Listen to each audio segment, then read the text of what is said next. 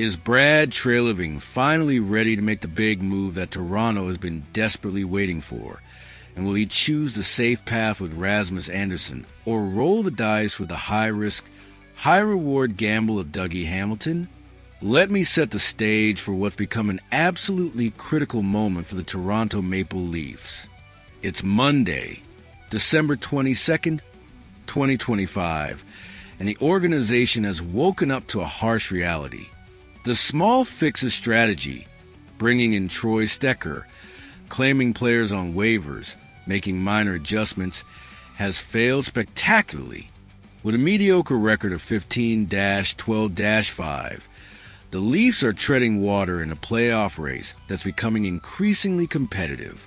The fan base is losing patience, and Brad Treliving knows he can't afford to wait any longer. Two names have emerged as potential saviors: the reliable Rasmus Andersson and the explosive, expensive Dougie Hamilton. The reports from Pierre Lebrun at TSN and Frank Saravalli at Daily Faceoff paint a clear picture. Treliving is active. He's not sitting around hoping things improve. He's on the phones. He's exploring options. And he's preparing to make a significant move before the holiday break ends. The question isn't whether he's going to trade. The question is which direction he's going to go. Let's start with Plan A, the safer option, the path that makes the most sense given Treliving's history and relationships. Rasmus Andersson is back in conversation, and this time it feels different. Among the teams that circle back on Rasmus Andersson is the Toronto Maple Leafs. With Quinn Hughes now off the board and heading to Minnesota, the scarcity of elite defensemen has increased dramatically. Andersson has become the remaining jewel on the market, and Toronto is making a serious push to acquire him. The fit is absolutely perfect. Andersson plays in the top four. He's right-handed, he's physical, and he moves the puck effectively. That's exactly what's missing alongside Morgan Reilly. The Leafs' defense has been porously inconsistent, giving up too many chances in transition, and Andersson would immediately stabilize that situation. He's not flashy. He's not going to put up 60 points, but he's reliable, he's durable, and he's the kind of defenseman that championship teams are built on. But here's what makes this deal potentially different from previous attempts: the player's willingness.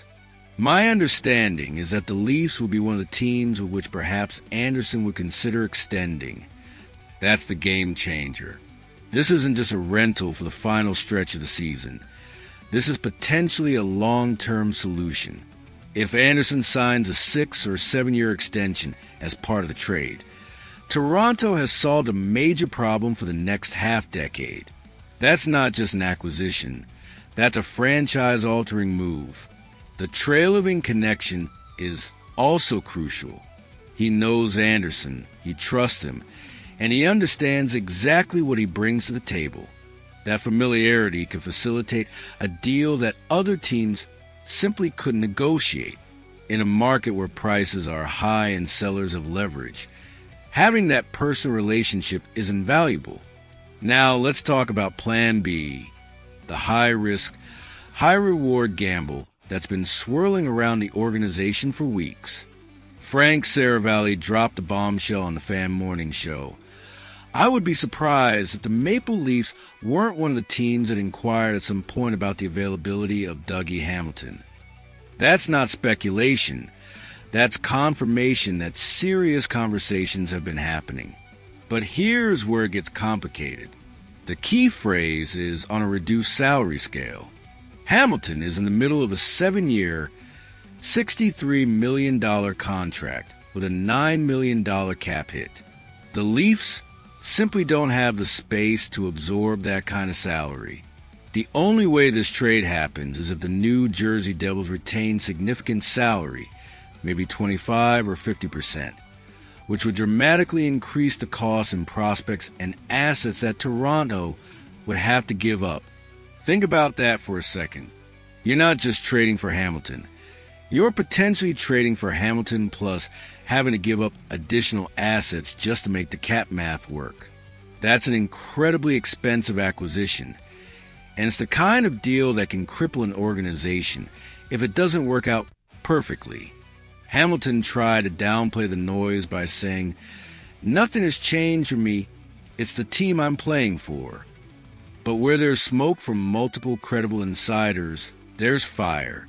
The fact that both Sarah Valley and LeBron are reporting on this suggests that real conversations are happening, and New Jersey is at least willing to listen. The reality of what's happening on the ice is what's driving all of this urgency. Prontek Prabhu-Roy's analysis is surgical in its precision. The standings say the Maple Leafs are alive in the playoff race, but the games themselves tell a more complicated story. That's the uncomfortable truth that management is grappling with. Yes, they're in a playoff position right now, but they're not playing like a team that's ready for a deep playoff run. Close games escape. Late mistakes linger longer than close losses. That's the pattern that's emerged. The Leafs are losing games they should be winning. They're making critical errors at crucial moments, and there's a sense that they're floating between being good enough and falling short of what they could be. That's not the identity of a championship team, and Treliving knows it. The defensive issues are particularly glaring. The Leafs have been giving up too many chances in transition, too many odd man rushes, and too many high-danger scoring opportunities. That's not a goaltending problem. That's a blue line problem. Adding either Andersson or Hamilton would immediately address that, but in very different ways. Andersson is a steady, reliable option who would stabilize the defense and provide consistency. Hamilton is the offensive catalyst who would transform the team's ability to generate chances in the back end, but with the added risk of injury history and a massive contract. Here's where Treliving's decision becomes critical. He has two paths forward in this week before Christmas. The safe path: Andersson pay a fair price in assets, bring in a player he knows and trusts, and secure a long-term solution with a player who wants to stay in Toronto. This is the move that builds organizational stability and doesn't require complex financial engineering. The bold path: Hamilton attempt a complex salary retention negotiation, give up significant assets, and acquire an elite offensive defenseman who could transform the team's identity. This is the move that says we're going all in, but it comes with massive risk. The standings don't lie, but they also don't tell the whole story. The Leafs are 15-12-5, which keeps them in the playoff picture, but a few more weeks of defensive lapses and that playoff spot could disappear. The fan base isn't asking for small fixes anymore. They're demanding the sheriff on the blue line, a player who can stabilize the defense and give the team confidence heading into the playoffs. The timing is also crucial.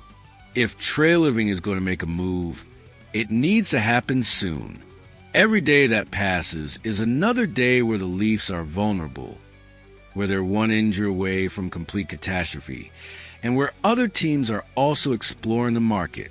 If he waits too long, the price goes up and the leverage shifts away from Toronto.